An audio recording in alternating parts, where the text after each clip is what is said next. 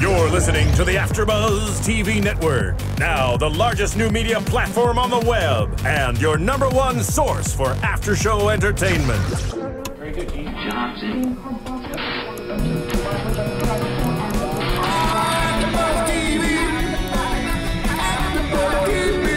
From the AfterBuzz Studios in Los Angeles, California, presented by Maria Menounos and streaming live thanks to Akamai Technologies, this is AfterBuzz TV's Hell's Kitchen After Show. We'll break down tonight's episode and get you all the latest news and gossip. And now, another post-game wrap-up show for your favorite TV show. It's AfterBuzz TV's Hell's Kitchen After Show.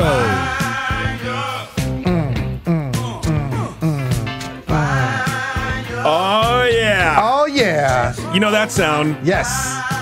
All too well. Every week, Hell's Kitchen fans all over the world love to hear that theme. Yes, they do.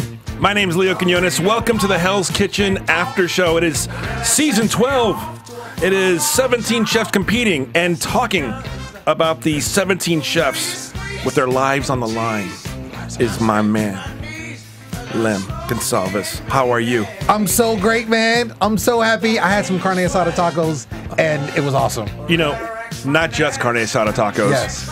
Because this is the #1 Hell's Kitchen show Yes. in the world. Yes. Let's go to the source. Let's do it. Why get secondhand information on an internet blog or Exactly. No. We're gonna have one of the 17 chefs. You can see her. You can see this lovely young lady right here. The pride of Whittier, California. Yes. One of the 17 chefs competing for $250,000 and a gig with Gordon Ramsay. Chef Bev Lazo. Bev, thank you What's up, guys? Yes. Thanks for having me. Yeah. It's gonna be fun. Yes. It's gonna be on fire. Fire. No pun intended. Yes, it was fun watching an episode with Chef Bev. It was. It was. You know, it's because, have you ever done that?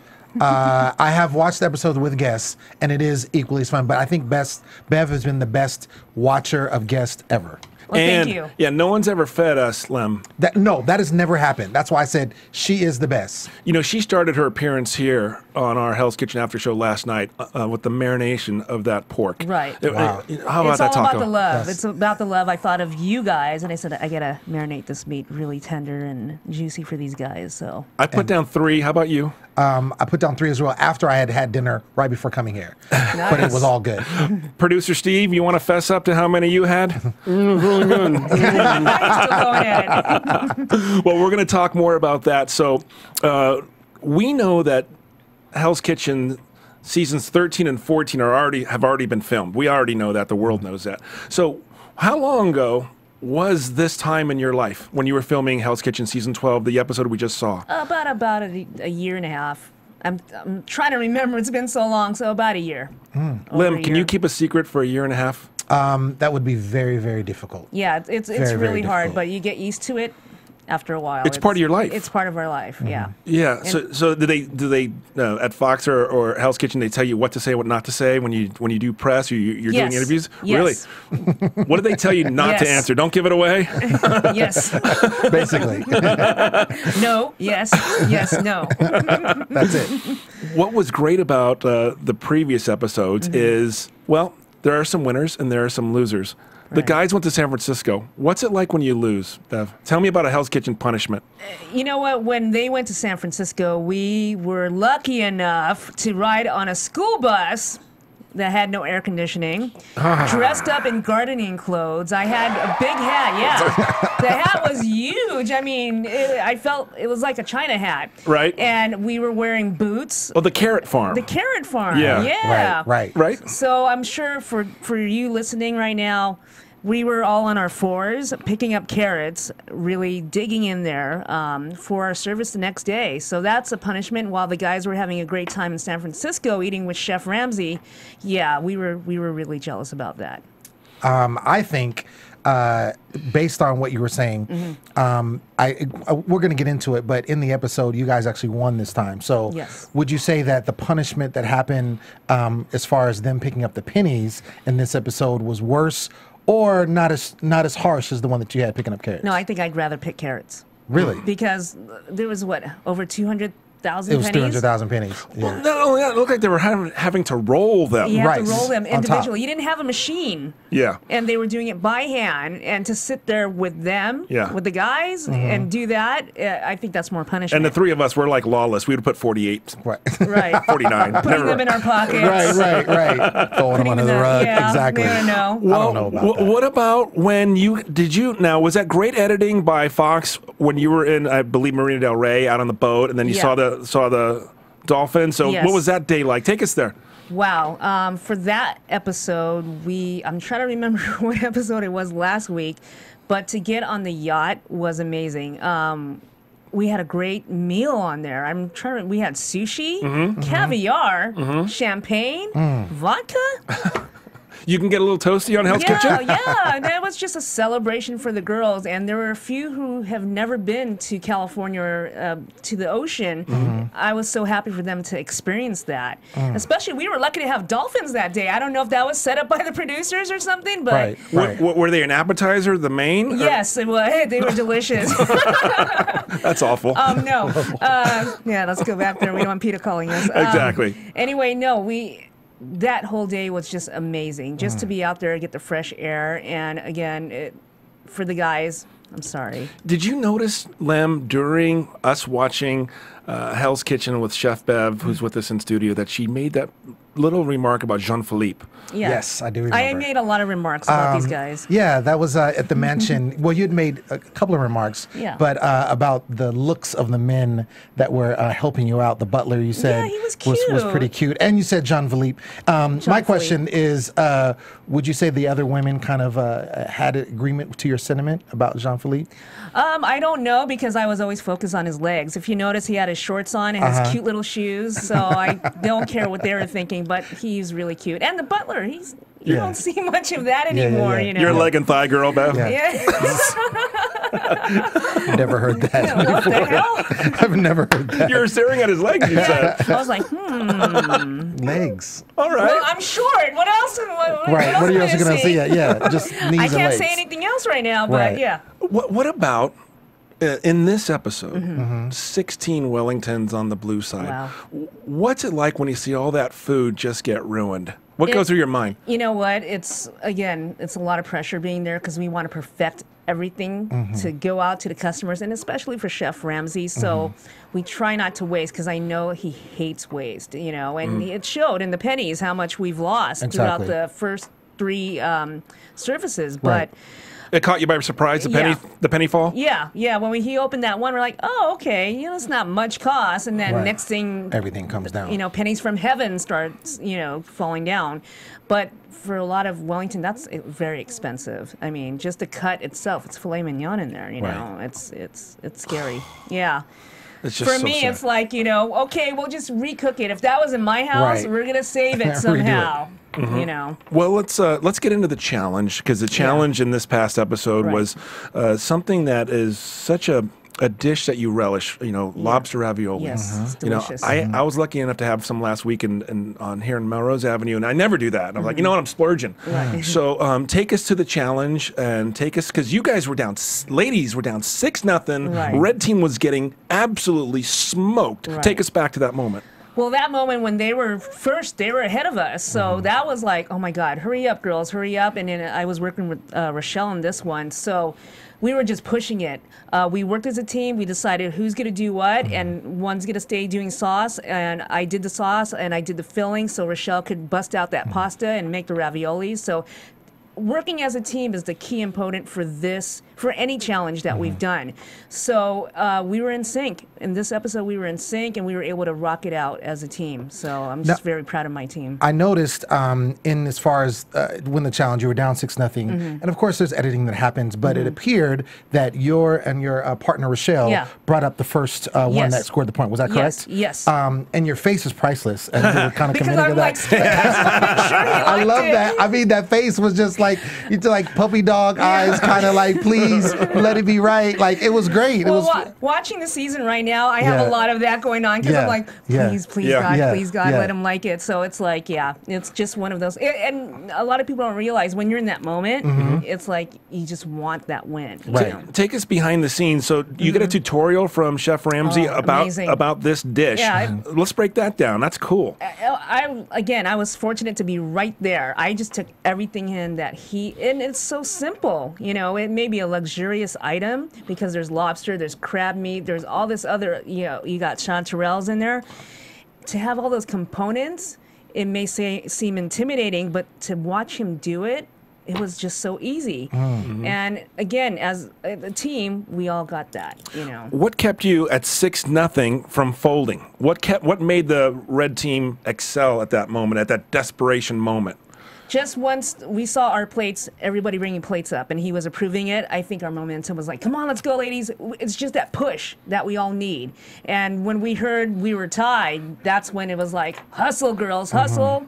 Whoever brought it up, we were happy, so. And it was a 10-9 victory. Yeah. Amazing. Red team over blue team. Yes, I love this one. I love it. And then it's got to be amazing when the blue team is going to get a kick in the nuts and you're going to get a great prize. Right. What's that exact moment like?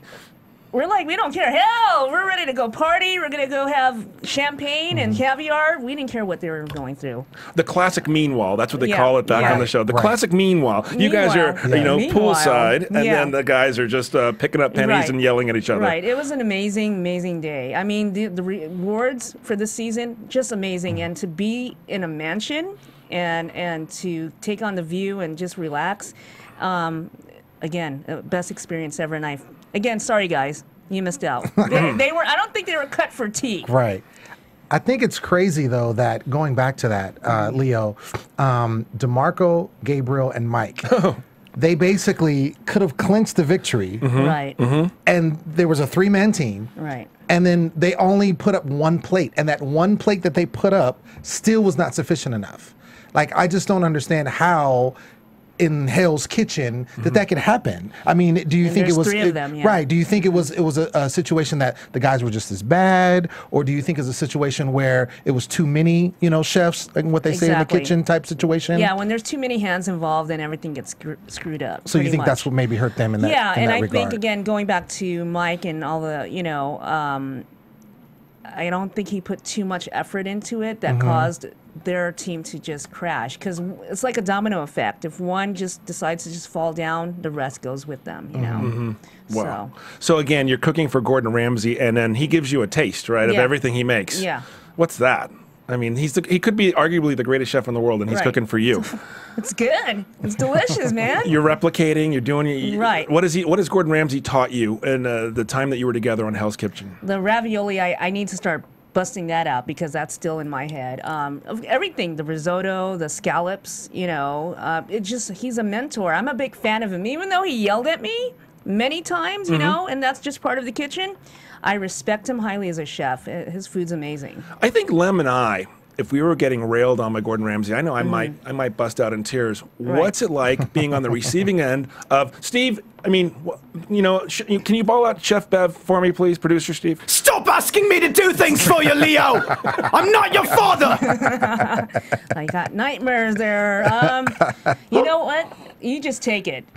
For me, going in, it's like going to boot camp. You know what I mean? Just take it in and let him yell at you.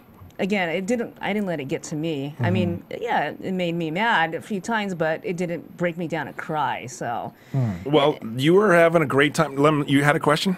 No, I was just going to say that I think so far in watching the episodes now, this being 17 chefs now left, you seem to have avoided a lot of kind of the drama, if you will. Yeah. That is, of course, what we watch Hell's Kitchen for with your team. And just in the assumption, do you think that, did you kind of try to stay under the radar? Was that kind of your thing, or did you just that's how you operate? I'm just chill. Yeah. You know what I mean? And for me, it's like, it's a bunch of women. Why do you really want to try and stop something? Because it's not going to matter if you try to stop a fight. It's going to continue. And then if you add more fuel to the fire, it gets worse. There's moments that, we have our confrontations, but it's all due to, trying to get things together, and then the opinions are different. Well, speaking of adding fuel to the fire, let's get into dinner service here. Right. In the classic words of Gordon Ramsay, Jean-Philippe, open up Hell's Kitchen. Let's go.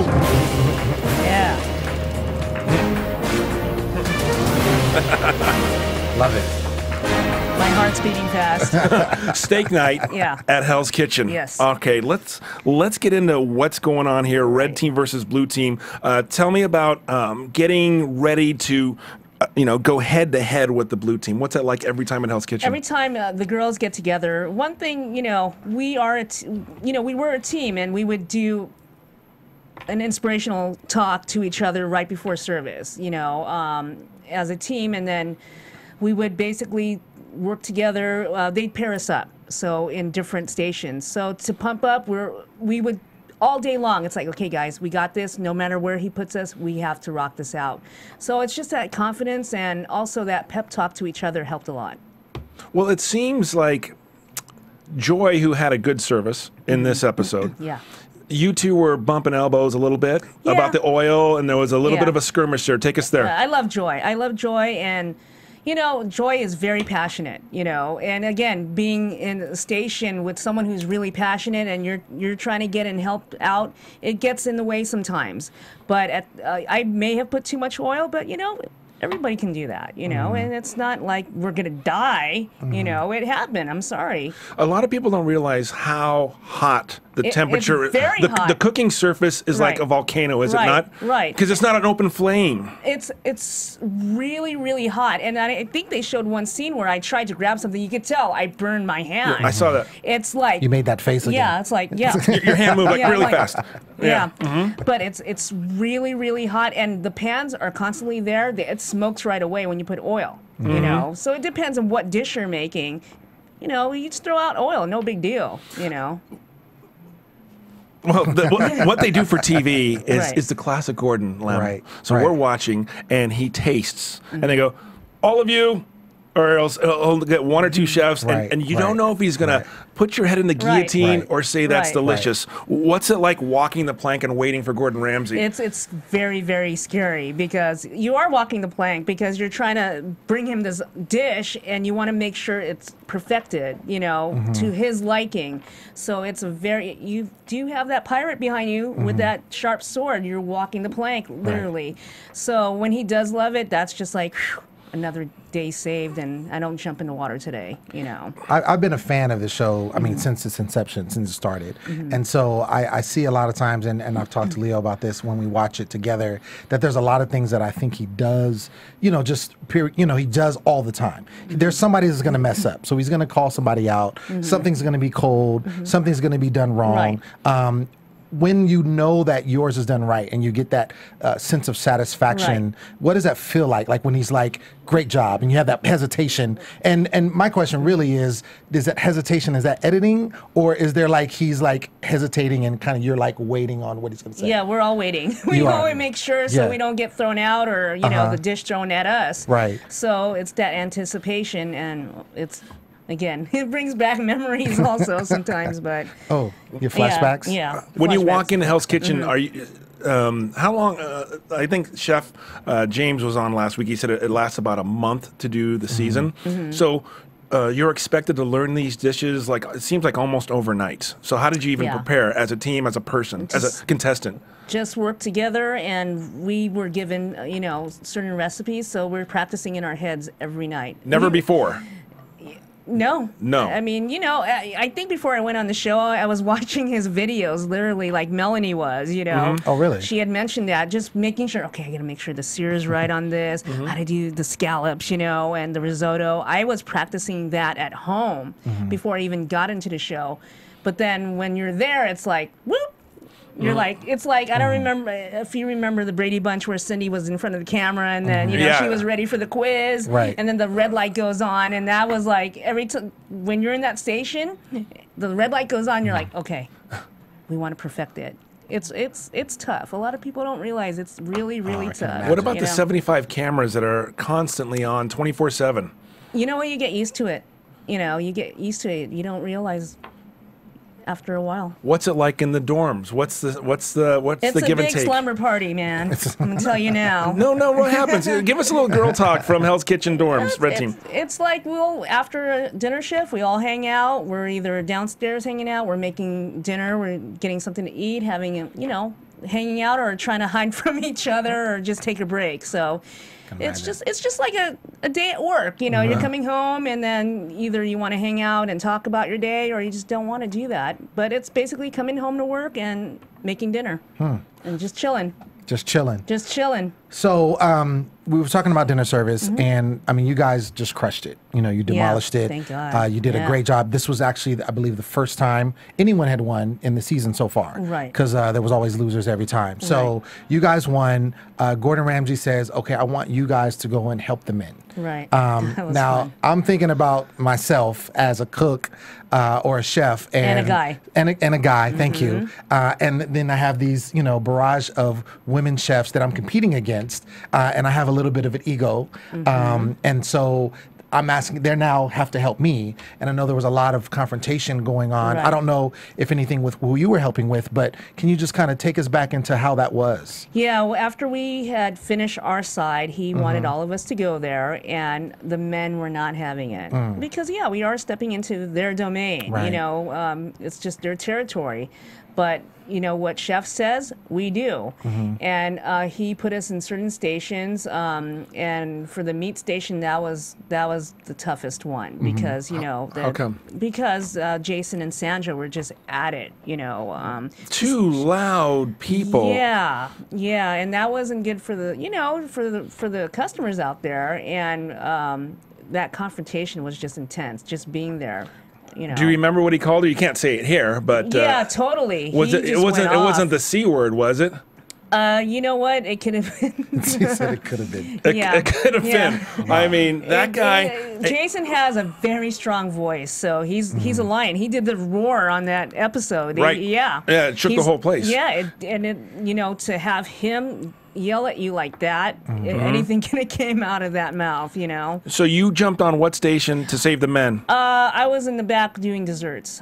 Oh, okay. Yeah. So what's that? Is that less stressful? Yeah, is it stressful? It's because you have to you got to dish it up. It's all about the dishing and plating up. So I think it was there, and then helping out as much as I can, whatever they needed. I was just pretty much their runner because he already had everybody in their station also. Nice. So, we love it. All right. Well, listen, let's talk about what happened. I mean, the implosion of the red team, and then Sandra. How would you describe her as a teammate? Oh, Sandra. Sandra. Everybody has their own personality. Now that I'm watching it, it's like, okay, that's just how they are. Sandra has a very strong personality. She can be confrontational when things awry, when she doesn't agree with. You know what I mean? People are like that. What are you gonna do, right? But with Sandra and Jason in this one, it's just, again, he didn't like the way she was doing things, and she didn't like to be told what to do because that's just Sandra. Right. And she's I can't really. Sandra, that's all I can tell you. Sandra. Yeah. That's how it is. Yeah. I want to kind of go back. I know, you guys are separated when you have the kitchen. So I don't know, can you see when they're, okay, so you can't see what's going on. So I just remember and it was very poignant when Richard and Ralph got kicked out of the kitchen. And they were kind of had to sit and actually, eat the cold crab cake that they did. And, Ralph was over there drinking wine. He was like, well, I'm going to make the best of it. Exactly. He slammed it, didn't he? He did. And I thought that was hilarious because he was like, well, I'm out of here. I'm going to do this. This is what's going to happen. And then, of course, they got to go back in. I think Richard seemed, he was an older gentleman. And I know you mentioned in this particular episode, one time when they were showing you, you said that you were the oldest of everyone. Did you feel like a mother hen to the other people? That's what I felt like. Yeah, definitely. That's why you don't see much confrontation because I was more of the one who would sit there, okay, let's talk about this, or let me motivate you somehow, and just the motherly instincts, because I have 2 kids, and I felt when those situations come up, it's like, oh, here we go, I got to talk to the kids again. Right. With Richard, same thing. you know, he wants to work. That's all he wants to do is finish his job, and he doesn't want to deal with it. He just wants to go back in. So I didn't blame him wanting to get up. But is it like Big Brother where you can't leave the dorm? You know, the only time you leave is maybe for a reward in Hell's Kitchen.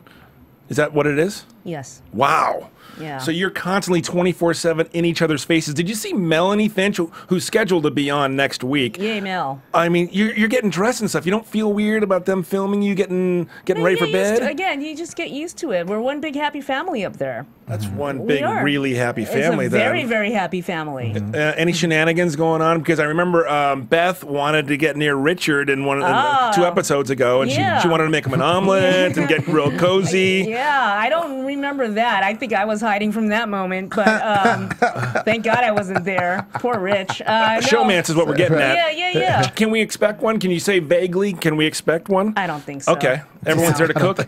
We're here. We're one big happy family, man. That's all I could say. What about, you know what is really incredible in Hell's Kitchen, I believe, is the way you chefs and contestants pour your heart out in the confessional. You look at a little camera and you give it everything. What can you tell me about the experience of the Hell's Kitchen confessional? I think it's more of the venting room. You know, you just want to vent out what happened, or if you were excited for that day, and just tell them how you felt. I mean, again, we have each other to talk to, but sometimes you don't want to say that to them. So again, being in that room to tell them how you feel, I think it makes you feel better. You know, you have your moments, you know. So it's like being in confession, I guess. Did you drop any bombs in there? Meaning, you know, sometimes you can see a contestant lose it in the confessional. You know, you can see him break down. You can see him, you know, when they're touched about something. Right. I'm sure I'll have my moments. All right. I'm sure I'll have my moments. Obviously, you live in Whittier. Yes. So, are you born and raised here in California? Yeah, I was born in the Philippines. Okay. And we came here to America. I lived in Buffalo, New York until I was about 6, and then we moved out west. I was raised in South Bay, Carson, California. Okay. And then moved to Long Beach, and then when decided to get a house, it was better off in Whittier. I don't know why, but that's where you made more props to Whittier. It's about 30 minutes outside of Los Angeles if you're going east. Yeah, Right. so we're in the middle. One thing good about Whittier, we're like right there in the OC. We're right close to Disneyland, and then we're right there in the border of LA. So, I mean, I like Whittier, you know. Now, being that obviously Hell's Kitchen is filmed here in Los Angeles, did you feel that you had any type of advantage or anything because you lived in California? I know people come from all over the United States when they, are on the show and they film their show. I was a tour guide when we were on our little winning challenges. Okay. Like, for example, when we did our little school bus ride to the farm, I would tell them, okay, on to your left over there is the Goodyear blimp right off the 405. I grew up down the street there in the school, and I'm like, can you drop me off one sec to my cousin's house, please? Right. Use the bathroom. Let me just say hi. Yeah, and then it was just that big advantage. I knew everything around there, and Melanie also, and Rochelle, who's also from California. Rochelle is from Riverside. Yes, she is. Okay, so that's probably is that why you guys bonded? Yeah. Because of you guys are so close? We're all LA, so we know our areas pretty well. So it was kind of nice we were at home, you know what I mean? Right. We weren't anywhere else, but we knew our area and surroundings, so I think that kind of helped us. Even so, you were home, you were really apart from your kids. What was that on your mind? That was hard. That was hard because how can you not have your kids to wake up to and say good morning to? How can you not say good night to your kids at night and give them a kiss and a hug? You know, that's for me, that was the toughest thing to do. Again, but parents make sacrifices, you know, not just to make for ourselves make us better, but it's for children too. I went on the show as a dare, and I wanted to go on Hell's Kitchen. No kidding. Yeah, I always wanted to go, and I'm like, I'll just wait. And then finally that, opportunity came, and I'm like, okay, let me try it, because I do work for Border Grill. And Susan Feniger. Yes, I love Susan and Chef Milliken. They're great. Oh, I love working for them. Wow. But that opportunity rose, and I went in, and I just went for it. And it's, again, a blessing. Even watching, it's hard to watch sometimes because it is intense. Right. Because it has been a year, you don't remember everything. And now you hear confessions, and it's like, oh, that hits you hard. But then it's like, you know what? I went in there, I did it, I rocked it out, and, I want my kids to say, hey, I could do the same thing. It's awesome. Take a challenge, you know? What's it like hearing another contestant tear you apart?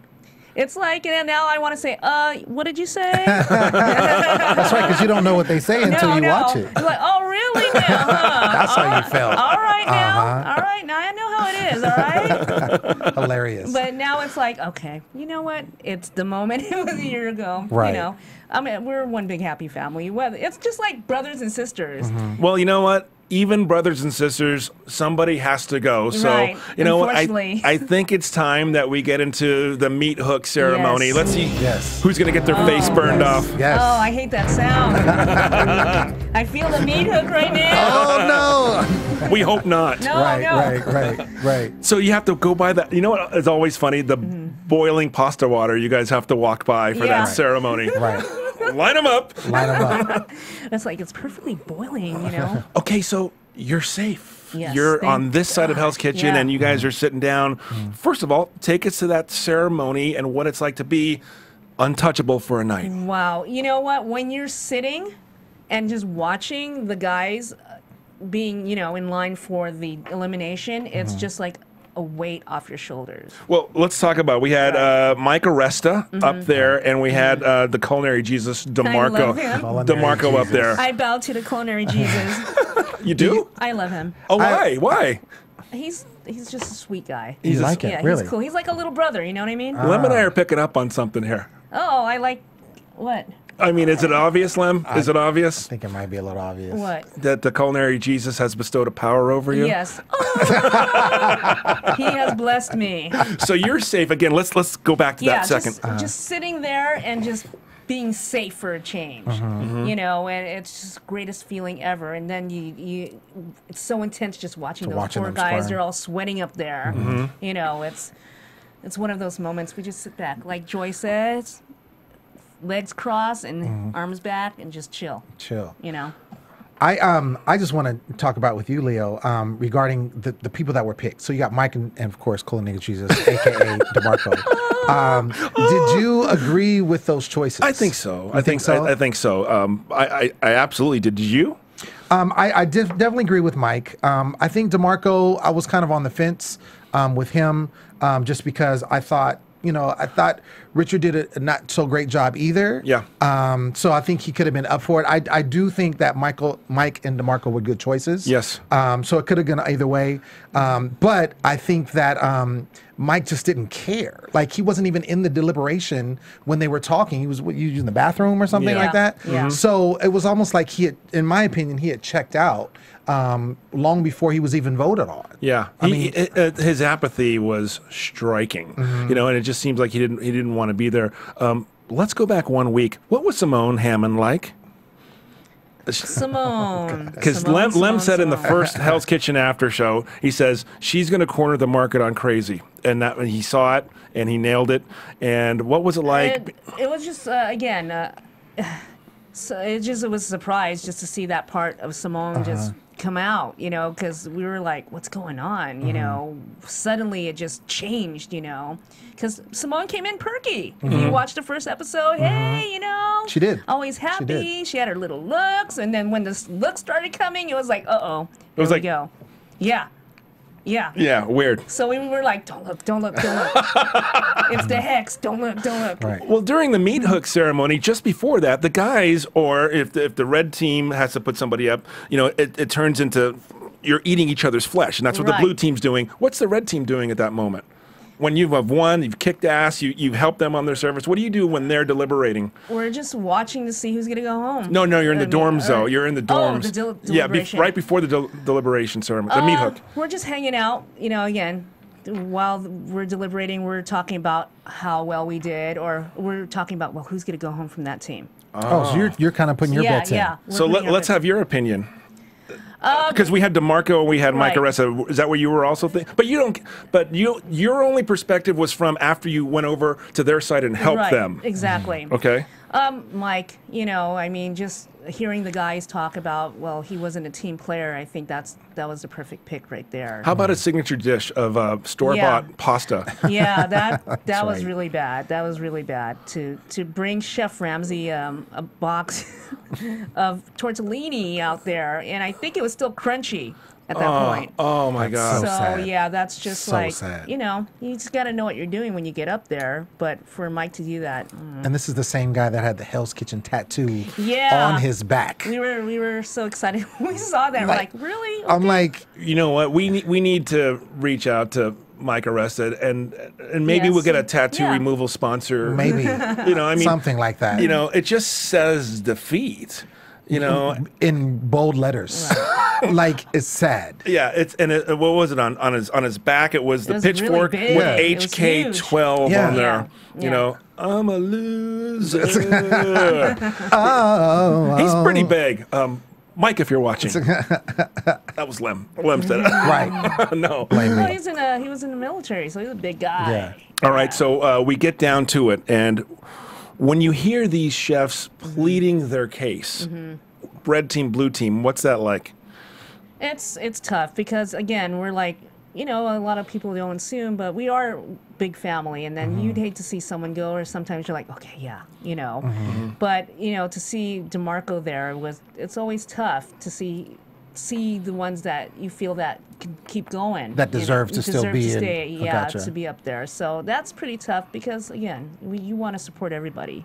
Outside of, I mean, obviously you guys are cooking and competing and you have these challenges, but as, you know, when you're in the dorms, do you get a chance to kind of mix with the guys and Yeah. vice versa? Yeah, we and hang out. kind of talk with them and... Yeah, we pretty much hang out, and like again, sometimes you know one's cooking dinner, I'll cook dinner one night, and you know we just catch up on our lives, get to know each other better. Okay. You know. Is there a time for strategy when you're being leisurely?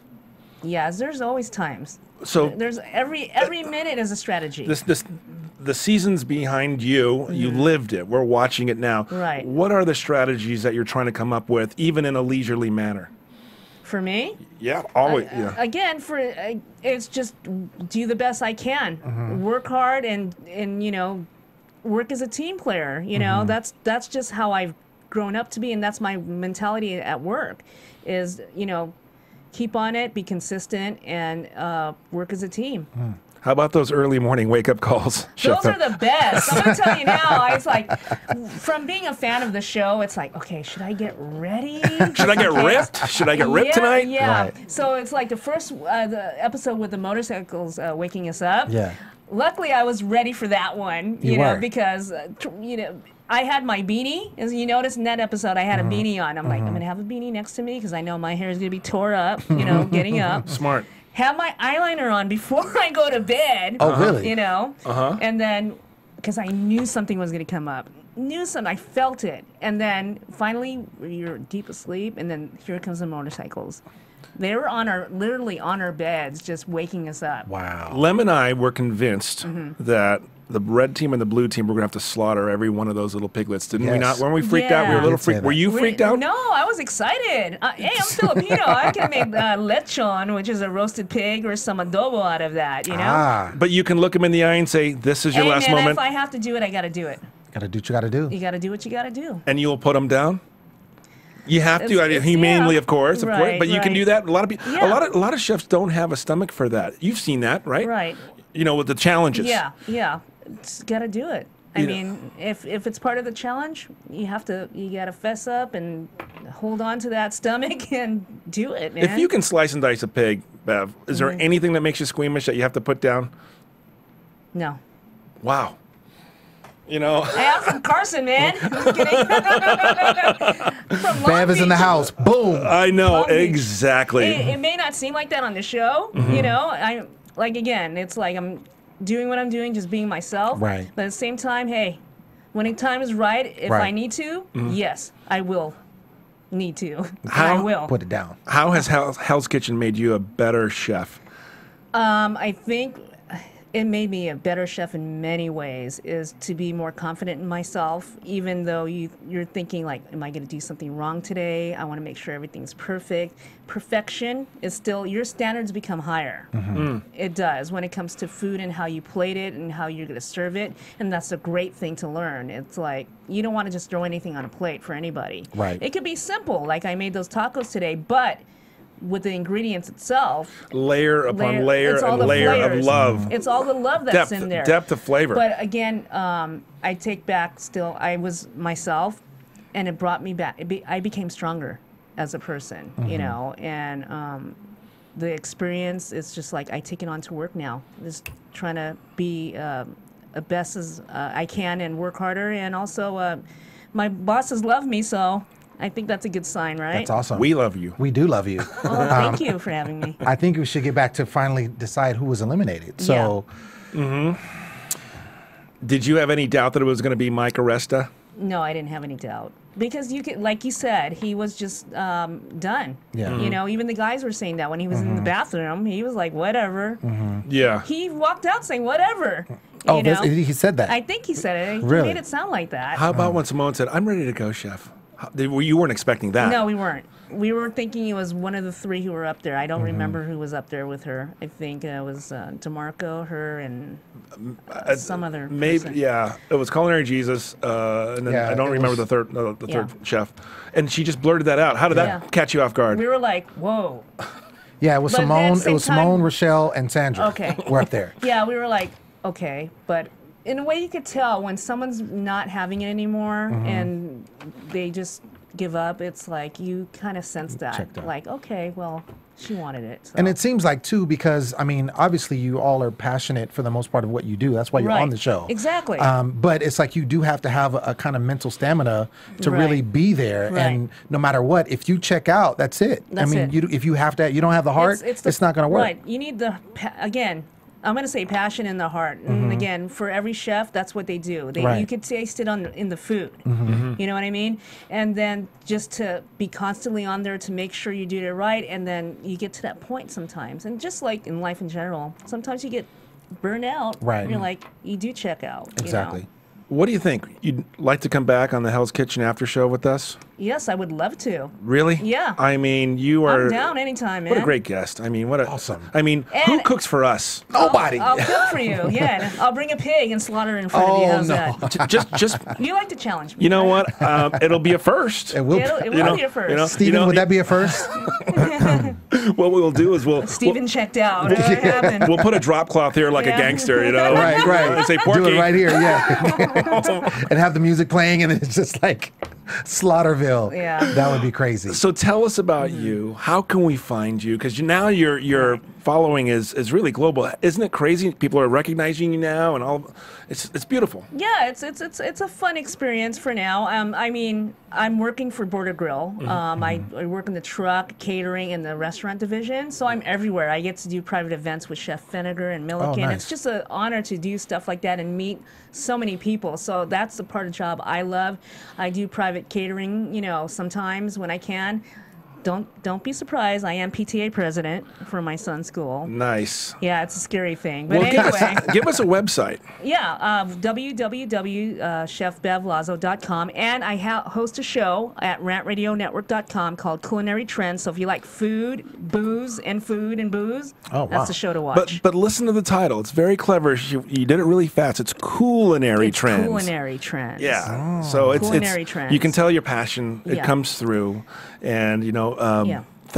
I could never thank you for that amazing meal, and all of us here at AfterBuzz, No, we're just whenever like, you guys want food, let me know. okay, we do every Thursday night. We're here. I'm down. Just bring it in. I will be here. Bring it I'll in. just do my show here now. There you go. Let's transfer it over. I'm exactly. with that. The amazing Lem Gonsalves. How do we find you, my brother? Well, you can always find me at on Twitter at The Poet Saint, on Facebook at The Poet Saint, and on Instagram at The Poet Saint. Wow. Producer Steve, thank you very much. Arvin, thank you for being in studio. Yes, Arvin. We love you. Arvin. And you can catch me on Twitter at Movie Interview. And thank you, Roar Clothing, for the duds. I love you guys. And Sexy. we'll be here next week and schedule guest in studio. What can you say about Melanie Finch? You gotta love Melanie. Love you, Mel. Yeah. Yeah. Go Red Team. All right. Well, listen, this is your show, and we just want to thank you for iTunes. We are downloadable for free. Lem, it's pretty amazing. It's amazing. And we want you to go on and we want you to rate us. We want you to get a 5-star rating.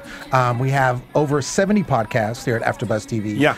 And we're in several countries. It's all over the place. And we want to thank you again for putting our podcast in the top 10 here at AfterBuzz TV. It's a thrill and an honor, and we want to be on your foodie blog. It would be an honor for us. So for Lem Gonsalves, myself, Leo Quinones, producer Steve, and everyone at AfterBuzz TV, Chef Bev Lazo with the amazing carnitas. Thank you. Yes. Thank you so much. Love you too, guys. All right, we'll catch you next time.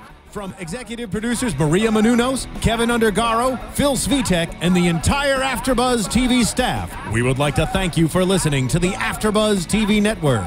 To watch or listen to other after shows and post comments or questions, be sure to visit AfterBuzzTV.com.